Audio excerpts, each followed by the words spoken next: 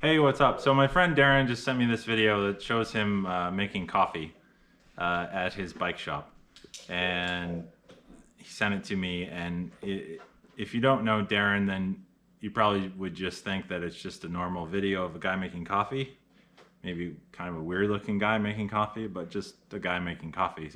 So check out the video, and then I'll talk about it.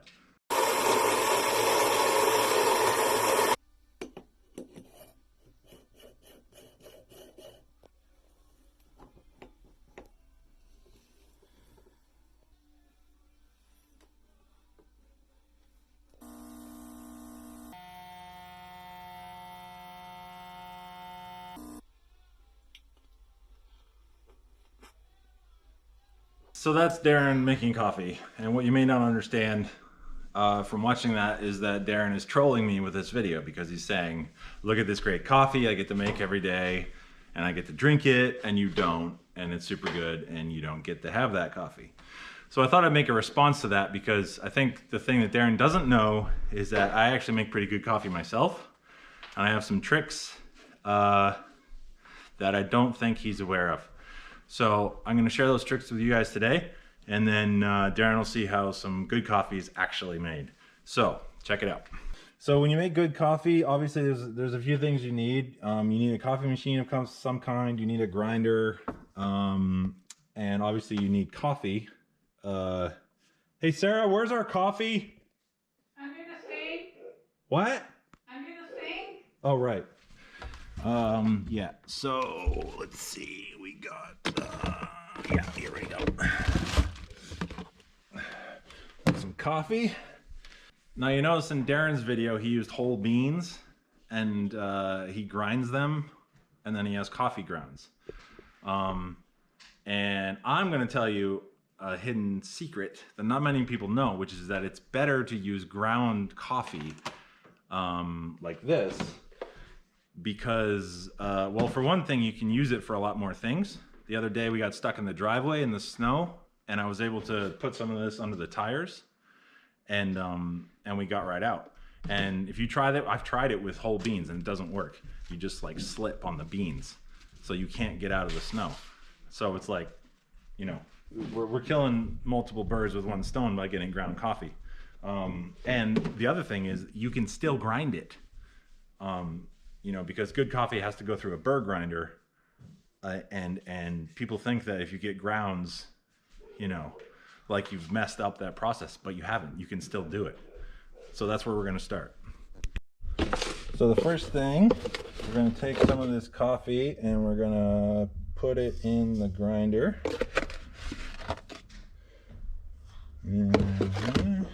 Some of that. And you know, I'm probably gonna have a lot of coffee today, so we'll just dump that in there.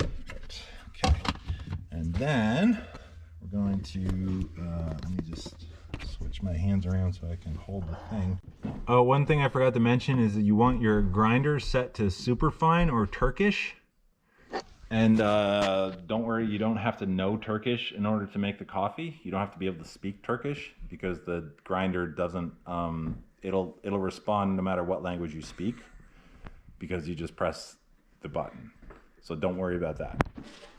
Okay, so then the next step is you take this is a portafilter. It's called a portafilter because it's portable. There's an installed filter, which some people have permanently built into their house, which never moves, but this is the portable version. So if you're lost in the woods and all you have is one of these, you can still make coffee. That's a different video. I'll do that another time. But basically, you put it in your grinder, and then you press the button. And remember, you don't have to speak Turkish. Just press the button.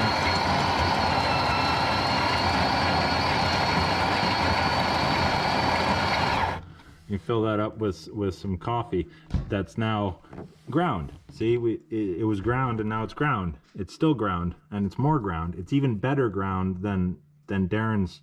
Darren only grinds his once. That's the difference. That's one of the differences. So you fill that up, and then yeah, the next step is roasting. So if you've ever been to the bike shop, you probably know that Darren roasts his own beans, and he makes a big deal out of how he roasts his own beans, and he has his roaster that he made out of bike parts and stuff. That's real. and he thinks that makes his coffee a lot better. But the truth is, you can roast your own coffee at home, and you don't need any special tools. All you need is an appliance that you probably already have. So what we're gonna do is we're gonna take the portafilter and we're just gonna pop it right into this device here,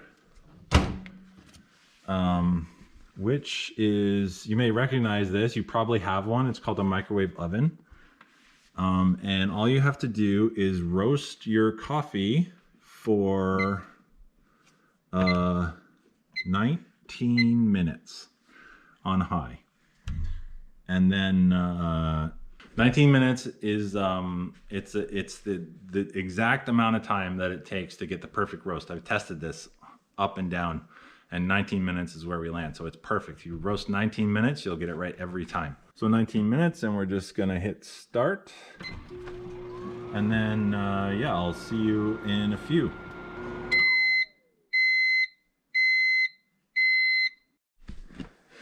Okay, so our 19 minutes are up, and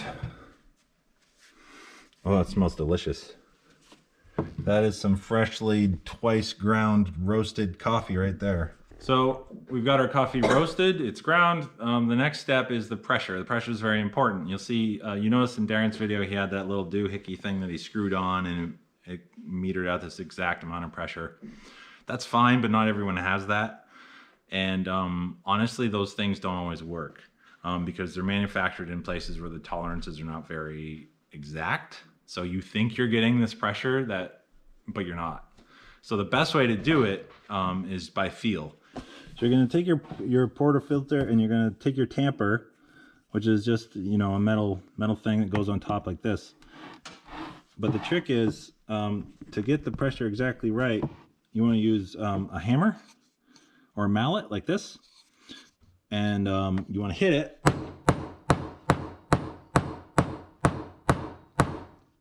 until you feel like it's just about to break.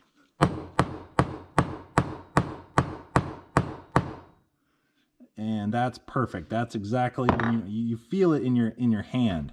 There's like a little, oh God, I'm gonna break, stop hammering me feeling. And that's how you know you got it perfect. So there's our tamped coffee. Don't worry about this extra stuff. You can snort that later if you want. It's pretty good snorted. Just make a line like this. You know, I mean, you know how that goes. Okay, so the last step before we actually run the water through the coffee is to add sugar. Darrin didn't actually show this in his video, but I know he makes it, he puts sugar on top of the puck before he puts in his machine and then runs the water through it, which is good. It's pretty good. I mean, it's okay. But the best way to do it is, let me show you. So what we're gonna, the real secret, there's two ingredients.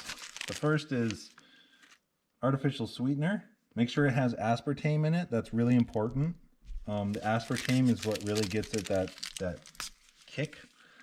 So we're gonna put that in a bowl. And then the other thing is dry cheese sauce mix, which you can get from like mac and cheese boxes, because that really adds an element of mystery. This one's a little old, so it's kind of chunky. But honestly, that's better because it's like aged, and it, you know, cheese gets better with age. So we're gonna mash this up with our tamper, just kind of like a mortar and pestle, and until we got a nice, just like that. That's how you want it to look. Nice fine powder. And then we're gonna put this on top of, right on top of the puck there, and then. Yeah, if any extra gets off, again, you know, you can just snort that later. So make sure your machine is heated up before you make your coffee. Mine's warming up now. And I'm just going to put my special mix into the machine. And then I'm going to wait for it to warm up. Okay, so our machine's warmed up. And now we're going to find... It's really important to have a pretty big cup, so find the biggest espresso cup you have. The bigger, the better, because obviously you want a lot of it. I'm going to put that there, and then just brew up some coffee. Delicious, delicious coffee.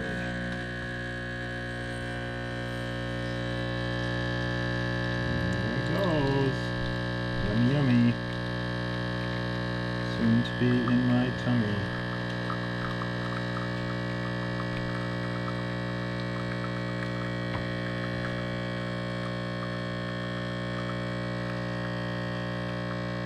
You want to let that go as long as it can go without overflowing, because the longer it goes, the better it tastes.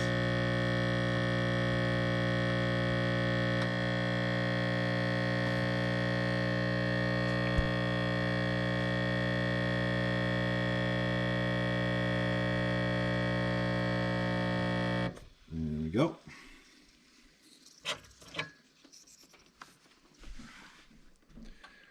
Okay, so that's how you make the perfect cup of coffee. Thanks very much to Darren at the Vermont Bicycle Shop for the inspiration of this video. I hope you guys enjoyed it. I hope you learned something today, and I hope you'll make your own coffee and share it and tell Darren all about it.